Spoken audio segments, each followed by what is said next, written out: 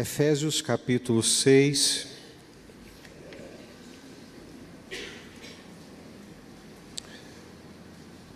Encontraram? Filhos, obedecei a vossos pais no Senhor, pois isto é justo. Honra a teu pai e a tua mãe, que é o primeiro mandamento com promessa, para que te vá bem e sejas de longa vida sobre a terra. E vós, pais, não provoqueis vossos filhos à ira, mas criai-os na disciplina e na admoestação do Senhor. Se é um lar cristão, uma família cristã, e é sobre isso que nós queremos falar nessa noite, e eu gostaria muito que você curvasse a sua cabeça e que nós pudéssemos orar nesse instante, pedindo a graça de Deus, pedindo a Deus que venha falar ao nosso coração.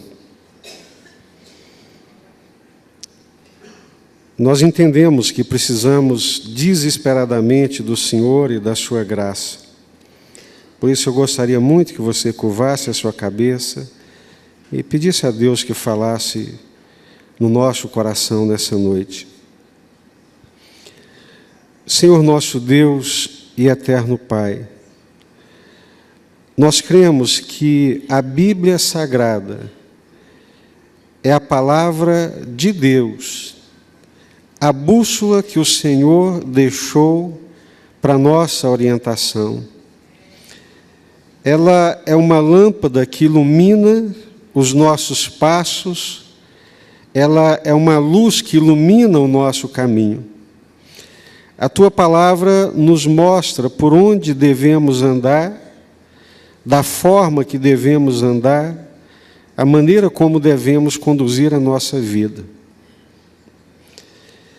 O Senhor nos deixou uma bússola, não nos deixou sem orientação, contudo o Senhor não nos obriga a vivermos de acordo com o que o Senhor quer, mas o Senhor espera que vivamos para o nosso bem, para o bem da nossa alma, para o bem da nossa casa, para o bem da nossa família, para o bem do nosso lar. Nós pedimos ao Senhor, dá-nos entendimento, dá-nos compreensão e, acima de tudo, Deus, corações quebrantados, corações abertos, corações, terrenos férteis para receber a boa semente da Tua palavra. É o que nós pedimos e clamamos em nome do Senhor Jesus, Pai. Amém?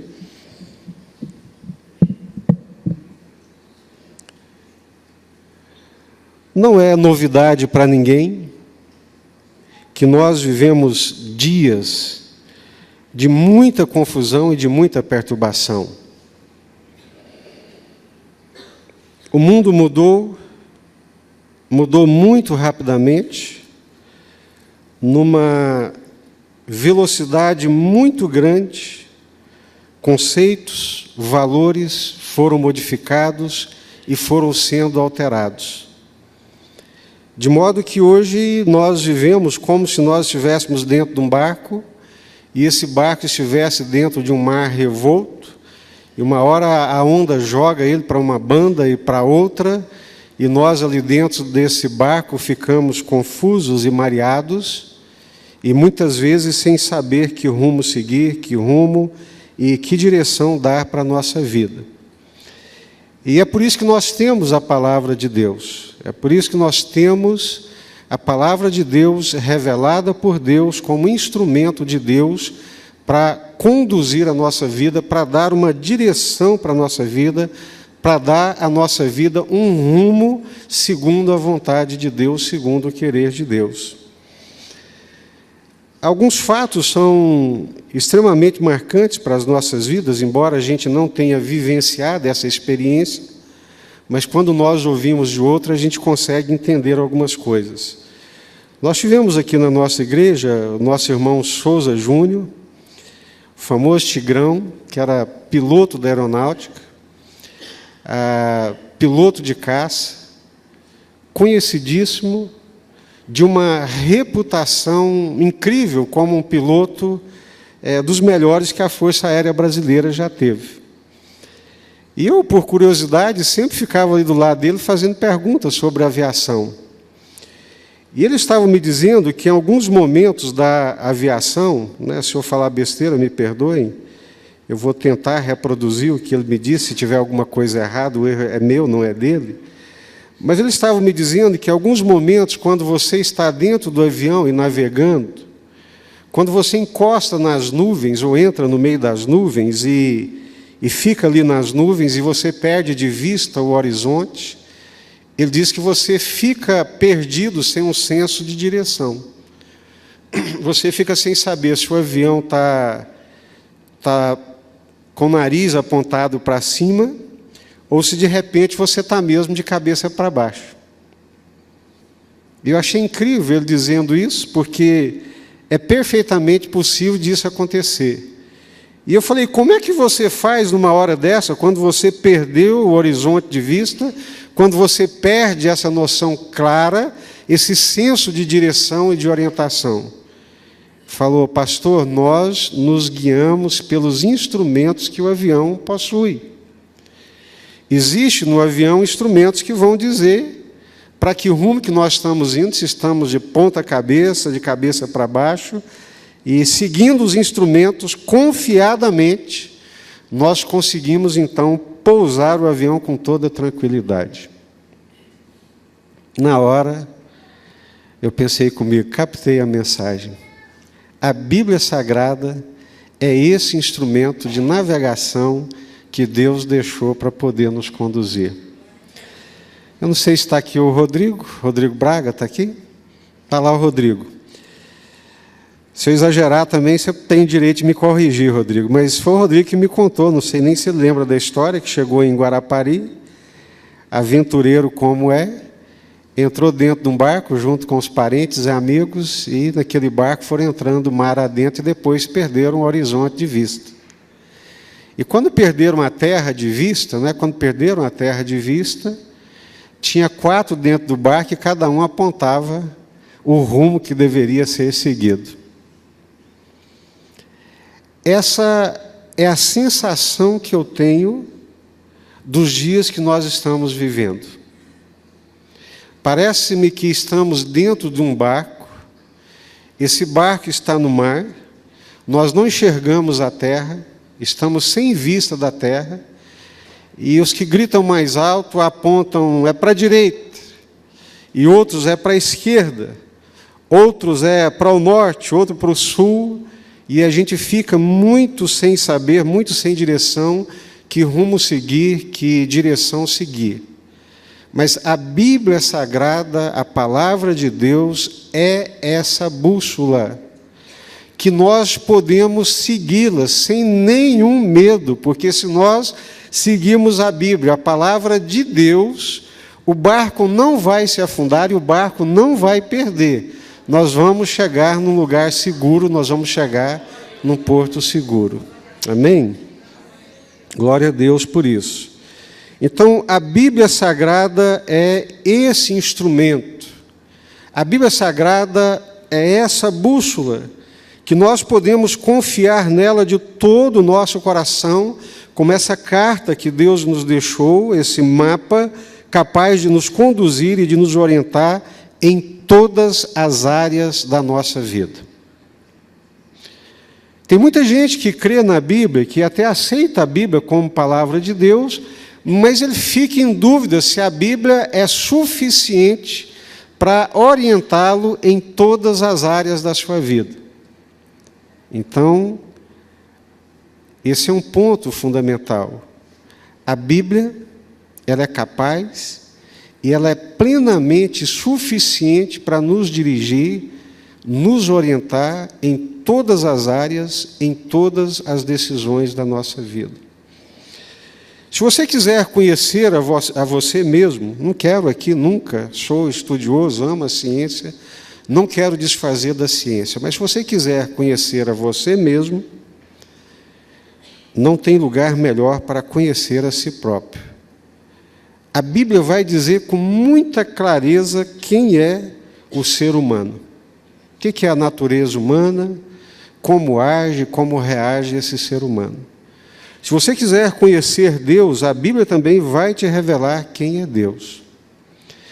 Agora, alguns pensadores dizem que, se você se apegar à Bíblia, vai acontecer algumas coisas na sua vida. Apegado à Bíblia, ela certamente te afastará do pecado. Mas se você se apegar ao pecado, o pecado te afastará da Bíblia. A Bíblia, ela não caminha junto com o pecado.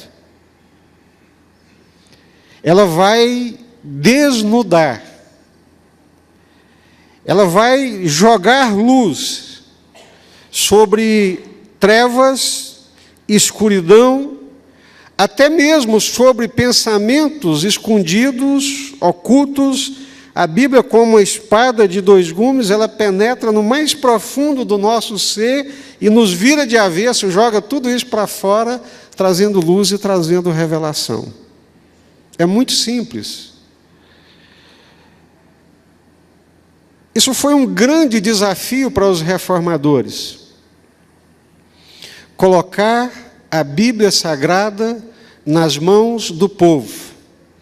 Ensiná-los a ler, traduzir a Bíblia para a sua língua, e traduzida a Bíblia para a sua língua, eles pudessem ler a Bíblia, compreendê-la e, compreendendo, viver de um modo aceitável e agradável a Deus. Foi uma luta e um preço muito grande. Então, hoje, nós temos a Bíblia Sagrada, a Palavra de Deus, nas nossas mãos. Mas, pastor, tem tantas interpretações, a gente liga a televisão, dezenas de pregadores, cada um falando mais loucuras e aberrações do que os outros, faz parte desse mundo que nós vivemos hoje, esse mundo de muitas informações. De muitas informações, de muitos interesses, de muita coisa acontecendo por aí.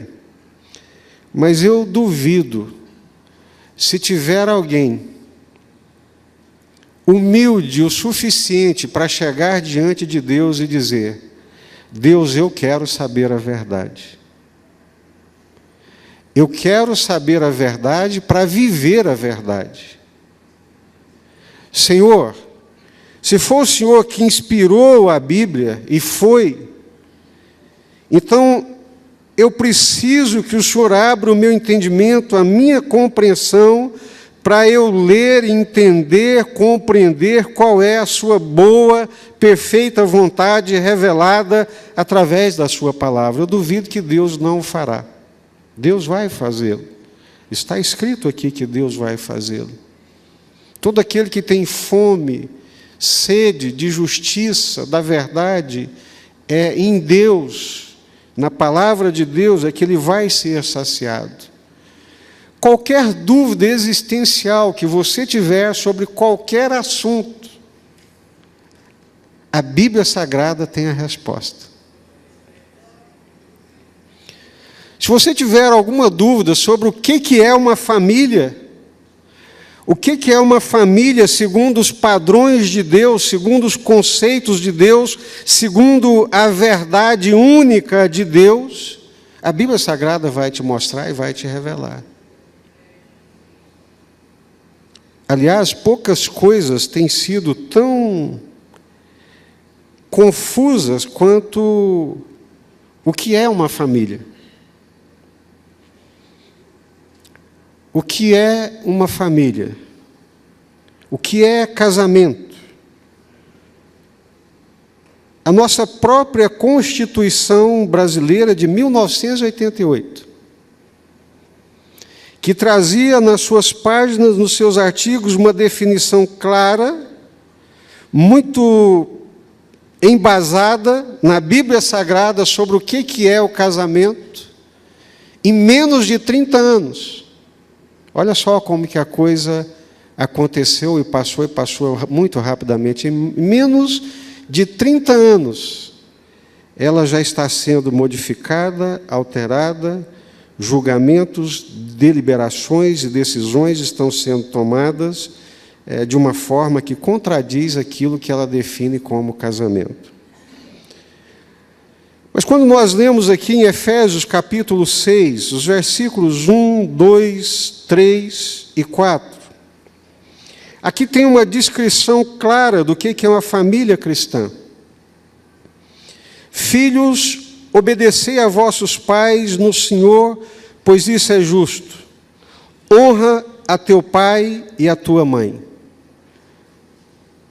A minha geração não tem dificuldade nenhuma de entender essas coisas, que uma família é composta de um pai e de uma mãe. Mas a geração posterior à minha, dos meus filhos, e abaixo da geração deles, já são confusos. As escolas que outrora tinham o dia dos pais, os pais, e o dia das mães, pais, másculos, líderes da casa, da família, senhores, hoje as escolas não têm mais, não pode ter mais dia dos pais. As escolas que tinham o dia das mães e que celebravam o dia das mães, lembrando que uma família cristã, uma família nos moldes de Deus, é formada de um pai e de uma mãe, já não podem fazer isso mais. Porque reputam, se o fizerem, vão ofender aqueles que não têm em casa os seus pais. E que, se o fizerem, vão ofender aqueles que chamam de mãe aquilo que não é mãe. Porque não sabe se é pai ou se é mãe. Mas eu volto a repetir, em toda e qualquer confusão que nós tivermos, seja conceitual, seja comportamental, toda e qualquer confusão que nós tivermos, a Bíblia Sagrada, ela tem a resposta. A questão é, eu quero a resposta da Bíblia, eu quero o que a Bíblia ensina, eu tenho como verdade aquilo que a Bíblia Sagrada está ensinando como verdade absoluta de Deus, ou eu quero viver uma vida segundo os meus próprios preceitos, segundo os meus próprios conceitos, segundo a minha própria conceituação? Porque deixa eu falar para vocês, a Bíblia Sagrada também não é um livro enigmático. Não é um livro escrito para as pessoas, somente para as pessoas cultas e doutas entenderem e compreenderem. Se fosse assim, o que seria daqueles menos instruídos? Conheço pessoas de pouca instrução, em termos de instrução formal, passaram poucos anos nos bancos das escolas, sabem ler e sabem fazer uma interpretação e conhecem a Bíblia perfeitamente como ninguém. A diferença é que muitas vezes eles não têm preguiça de se desgastarem, de se esforçarem no conhecimento e no entendimento daquilo que é a palavra de Deus revelada nessas páginas.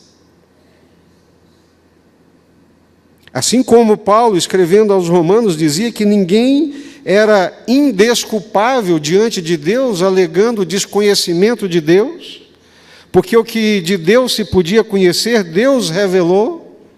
Da mesma forma, ninguém pode alegar ignorância diante da palavra de Deus. Não entendi, não compreendi. Mas você lê tantas coisas e compreende tantas coisas, por que não lê e não entende a palavra de Deus? A família cristã, ela é formada de um pai, ela é formada de uma mãe. E nós lemos aqui, estou com a Bíblia aberta, se você quiser abrir a sua, mantenha aberta em Efésios capítulo 6. A família cristã, ela é formada de um pai, ela é formada de uma mãe, ela é formada de filhos. Pai, mãe e filhos. Se nós formos lá para a criação, lá para Gênesis, vai estar escrito lá com muita clareza que ambos foram criados por Deus. Tanto o homem quanto a mulher foram criados à imagem e à semelhança de Deus. Ou seja, Deus não criou a mulher como um ser de segunda categoria. Deus não criou seres distintos em categoria, ontologicamente falando.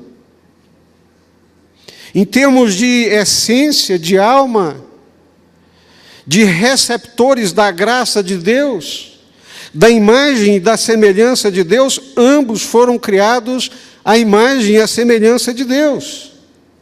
Humanidade, Deus os criou. Homem e mulher, Deus os criou. Mas entra na história dessa humanidade uma coisa que nós chamamos de pecado e de rebelião contra Deus, e afastando de Deus, o homem se mete em muitas confusões. No afastar de Deus, no distanciar de Deus, não buscando em Deus a fonte, não fazendo de Deus a fonte, o homem acaba cometendo muitas loucuras. Então, uma família cristã é formada de um pai, um homem, é formado de uma mãe, uma mulher e de filhos gerados por esse casal. Homem e mulher, Deus os criou. Uma versão mais clara diz assim: macho e fêmea, Deus os criou. Ontologicamente são iguais perante Deus, mas fisicamente são diferentes. E são fisicamente diferentes porque no relacionamento conjugal, no casamento, na formação da família, eles se completam e se complementam. Não existe nenhuma relação humana que seja mais íntima do que a relação conjugal, a relação matrimonial, a relação entre um homem e uma mulher. Quando Deus trouxe Adão para Eva, vocês se lembram, lá em Gênesis, capítulo 2, Adão disse: essa é carne da minha carne, osso dos meus ossos. Ambos estavam nus e não se envergonhavam. É um projeto de Deus. Casamento é um projeto de Deus. Família é um projeto de Deus. Casamento é a união de um homem e de uma mulher, de um macho, de uma fêmea, para formar uma família. Isso é o que a Bíblia ensina. Isso é o que a palavra de Deus ensina com a maior clareza do mundo. Volto a repetir, não quero ser maçante, a minha geração não tem tanta dificuldade de entender isso, mas esses mais jovens que estão aqui têm muita dificuldade para poder entender isso, são confusos porque vão para uma escola que não ensina umas coisas de acordo com a palavra de Deus. E como não conhecem a palavra de Deus, ou porque não foram instruídos pelos pais, ou não aprenderam dentro de casa, ficam confusos e perturbados, questionando a revelação de Deus na sua palavra. Então, um homem, uma mulher, um pai, uma mãe se ajuntam para formar uma família. Nesse ajuntamento desse homem e dessa mulher, nascem os filhos, forma-se uma família. Aí esse pai e essa mãe vão trabalhar, vão se esforçar para poder criar esses filhos. Feliz, abençoados, bem-aventurados filhos que têm a figura de um pai, que têm a figura de uma mãe, duas pessoas que se unem, que labutam, que trabalham, que lutam para poder criar esses filhos da melhor forma possível.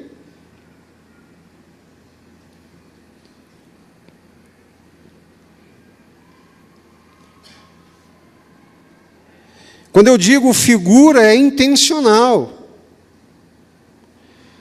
Porque filhos sem qualquer uma dessas figuras vão passar se não toda a existência, mas pelo menos boa parte da existência, com buracos profundos dentro da alma.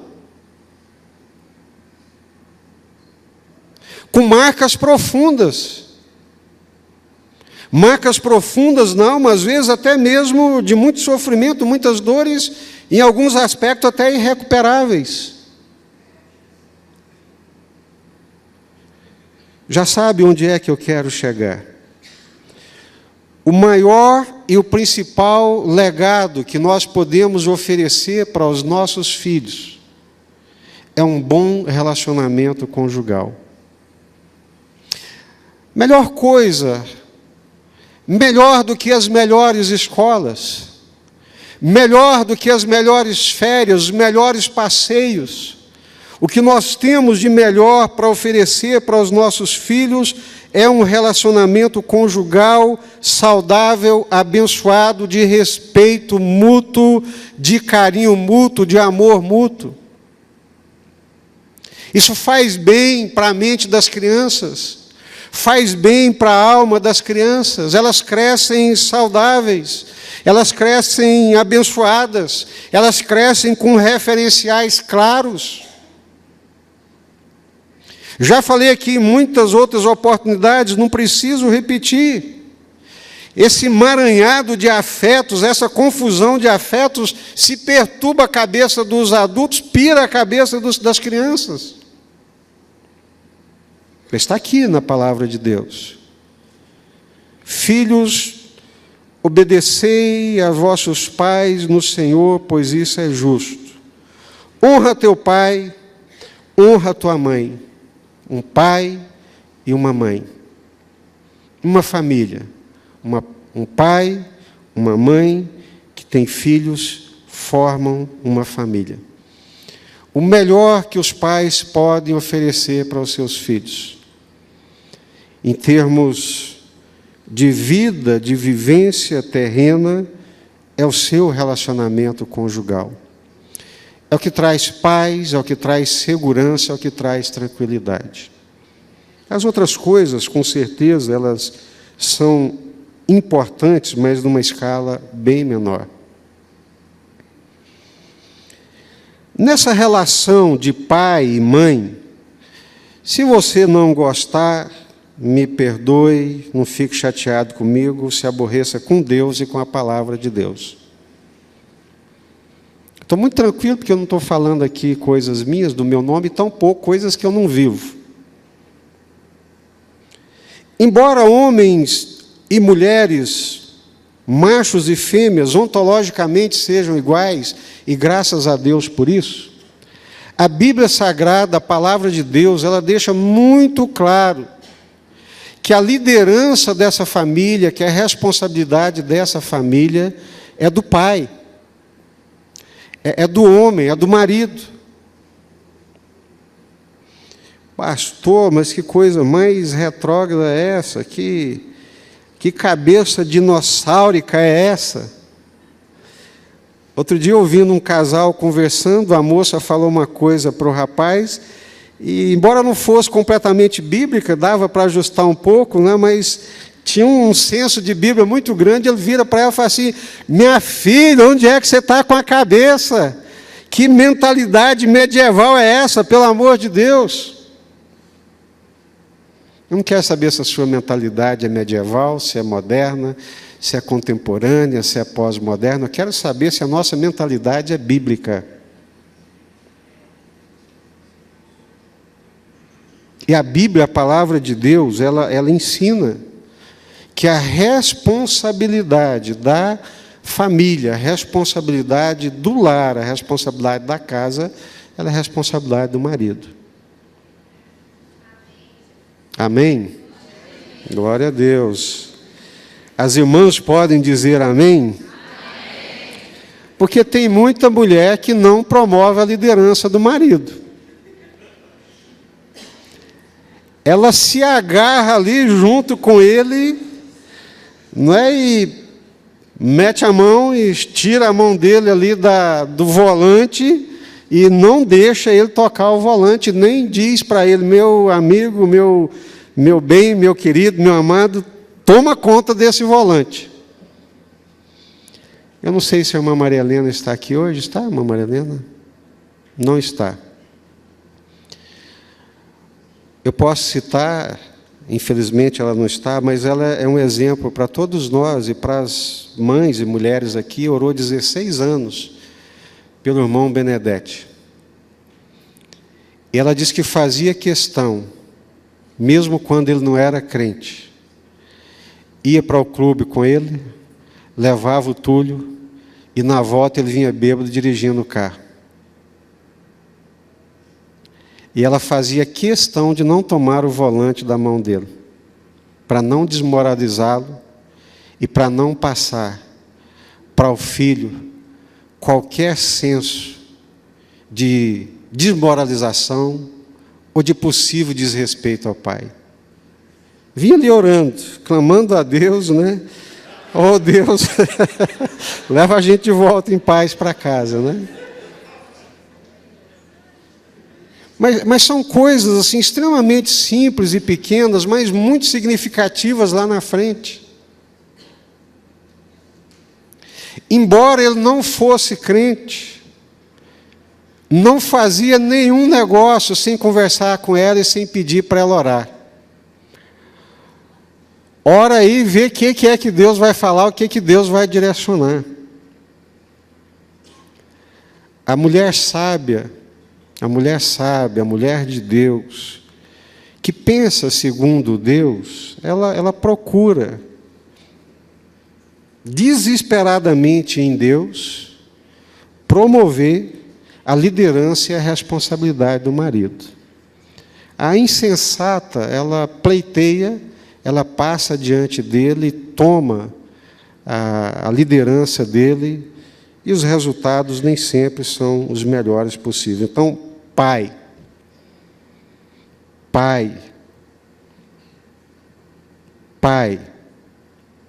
a responsabilidade, a liderança do lar é sua. Não importa se você ganha mais ou menos dinheiro do que a sua mulher. Nós aprendemos aqui, o Carlinhos Queiroz falou que a autoridade não vem de posição, a autoridade não vem de posto, a autoridade ela vem de Deus, a autoridade vem da vida que nós vivemos e da postura que nós assumimos.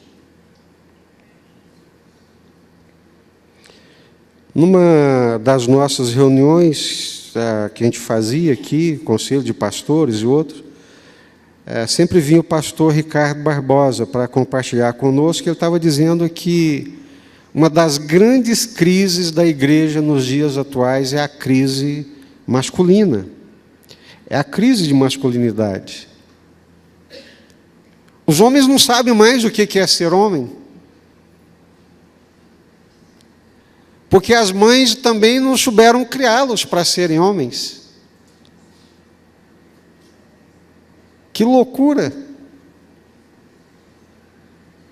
Crise de masculinidade. Não estou falando de machismo, não. Tem nada a ver uma coisa com a outra. Não confunda as coisas imaginando que machismo é sinônimo de masculinidade. Não é.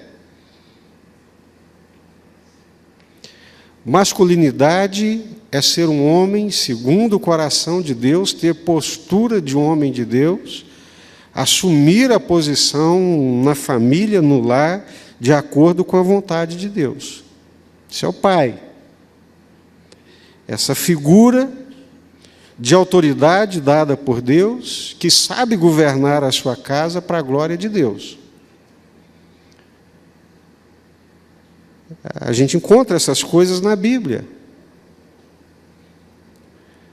Paulo vai dizer com muita clareza lá em 1 Timóteo, capítulo 2, que quem pecou foi Eva. Mas a gente lê lá em Gênesis, Deus chama a atenção, é do Adão. Não chama a atenção da Eva. Por causa do princípio da responsabilidade, o princípio da autoridade. E a mãe? Essa figura que hoje nós estamos aqui, graças a Deus, né, lembrando, parabenizando. É uma maravilha, irmãos. Eu sou muito grato a Deus, os irmãos sabem, pela vida da minha mãe. E hoje nós não só celebramos o Dia das Mães junto com ela, mas também os seus 84 anos de idade. Minha mãe faz aniversário hoje, 84 anos de idade. Muita dignidade, muita integridade, um legado irreparável.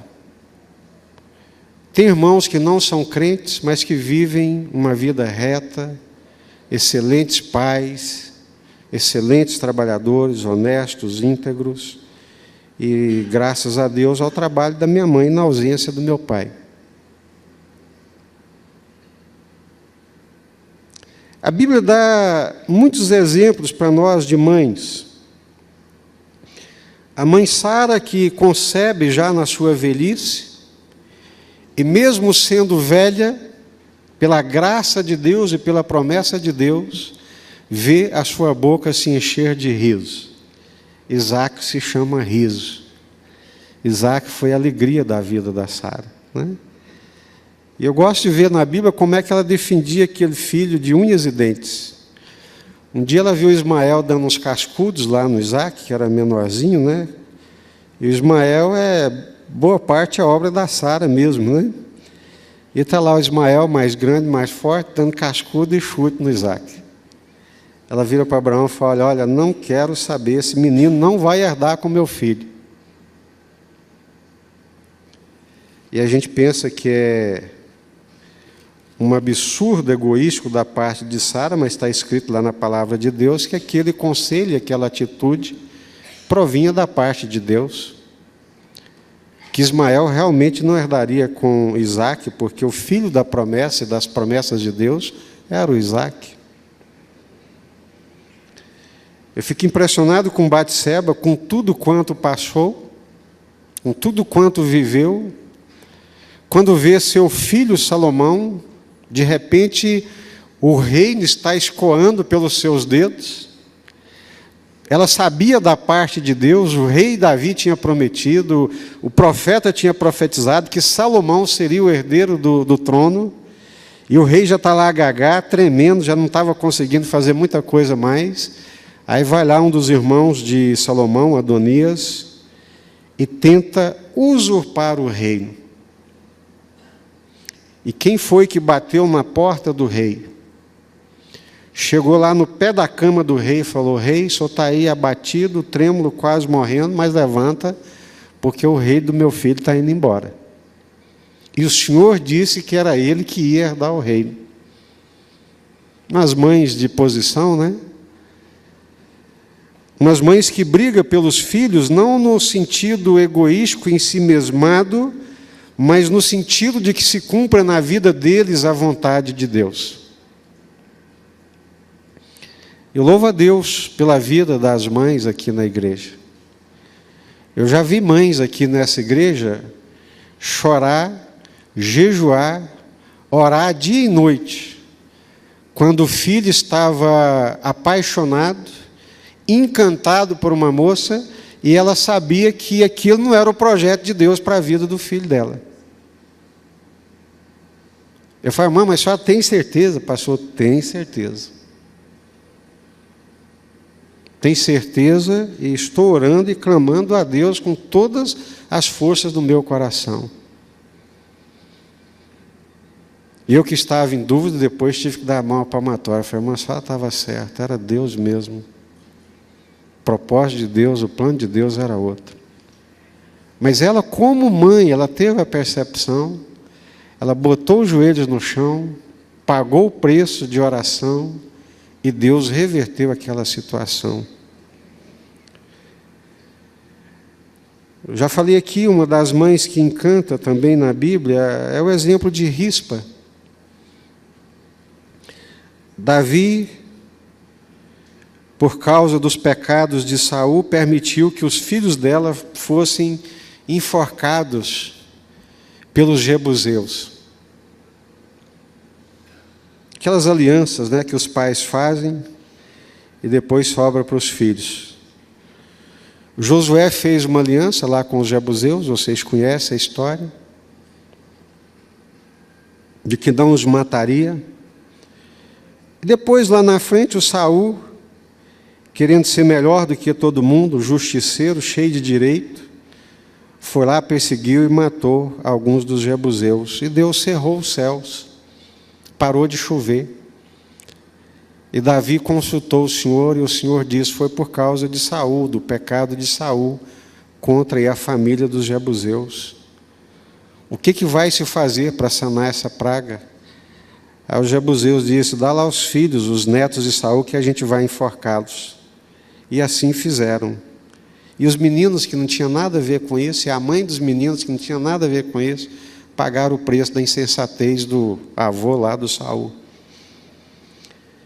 E diz o texto bíblico que essa mãe, ela se assentou ali sobre uma penha e ficou do período da cega, todo o período da cega até o período das chuvas, espantando as aves de rapina e os animais de rapina, para que não destruíssem os corpos dos seus filhos.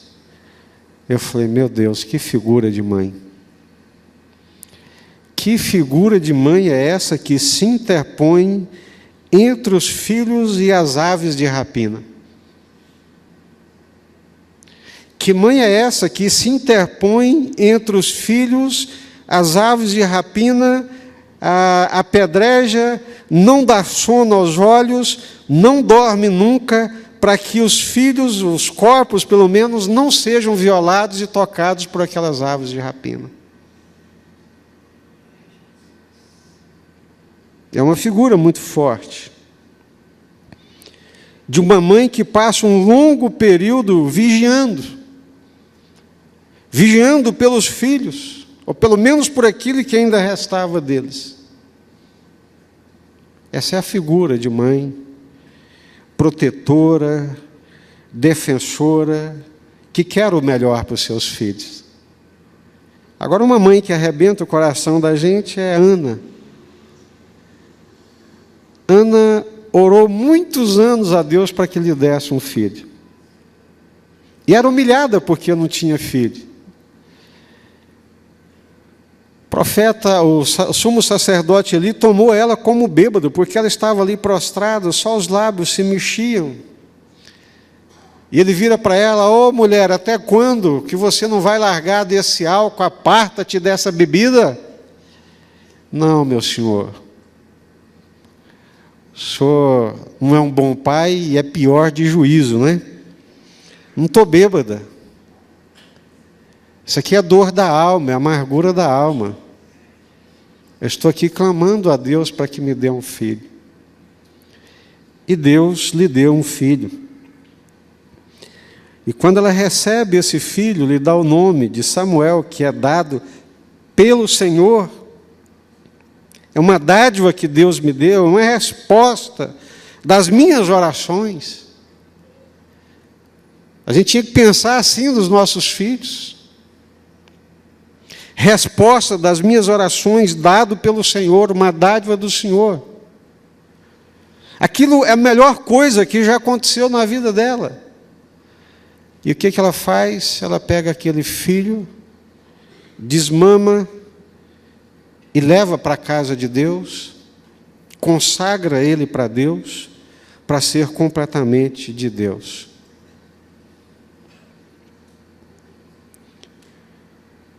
Como se diz, entendendo que a bênção nunca é maior do que o abençoador. E por aí vai. Como Ana, mãe que sabe escolher o melhor para os seus filhos. Mães discipuladoras.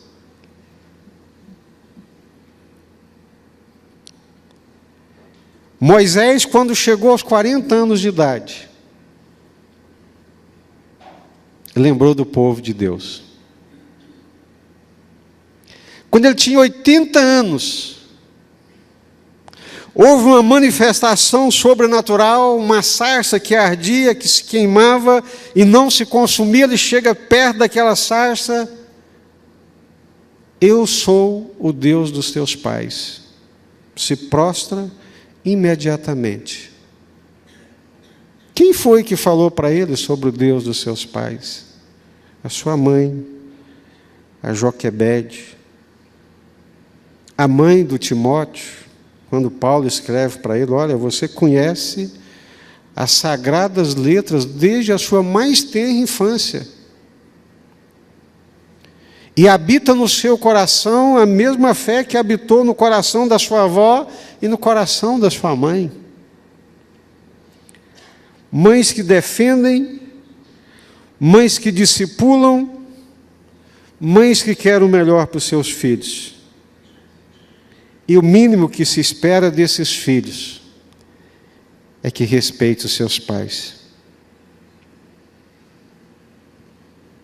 que honre os seus pais. É depor contra Deus e contra a natureza não respeitar o pai, não respeitar a mãe. É pior do que animal. É bestial. É desafeiçoado. Quem não respeita seu pai e sua mãe, quem não honra o seu pai e sua mãe, está tomado de uma loucura tal, que ele está indo contra o mais elementar da vida natural, até dos próprios animais.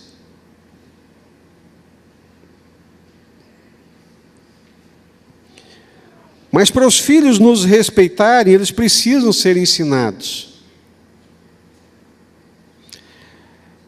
Numa sociedade, isso aqui para mim é um paradoxo, numa sociedade influenciada por Freud, numa sociedade que não admite culpa, que não quer saber de culpa, de responsabilidade, eu não sei de onde é que os pais tiram tanta culpa em relação aos filhos.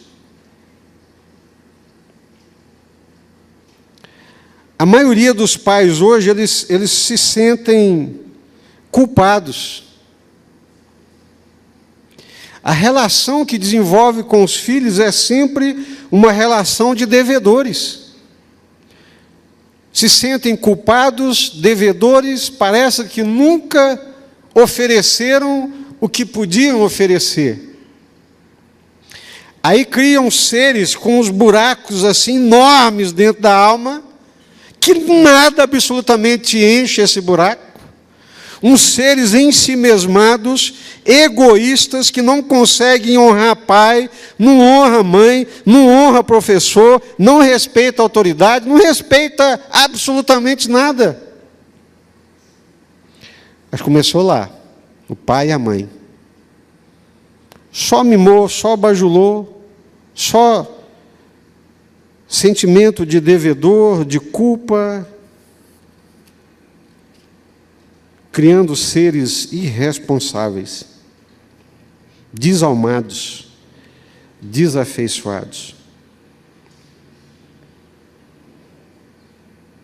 Uma família cristã é formada de pai, de mãe, de filhos. Pai que assume a liderança do lar, mãe que luta pelos seus filhos, e deve lutar mesmo, como nós vimos aqui, e filhos que honram seus pais, que respeitam seus pais.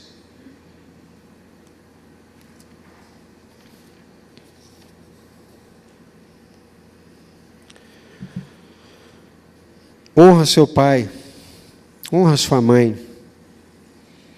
Esse é o primeiro mandamento com promessa. Não perca a oportunidade. Não perca a oportunidade de honrar seu pai, de honrar a sua mãe. É seu pai, é a sua mãe. Pode não ser o melhor pai do mundo, nem o melhor do mundo, mas para você tem que ser, porque foi esse e essa que Deus te deu. Então honre, respeite, para a glória de Deus. Amém? Vamos orar?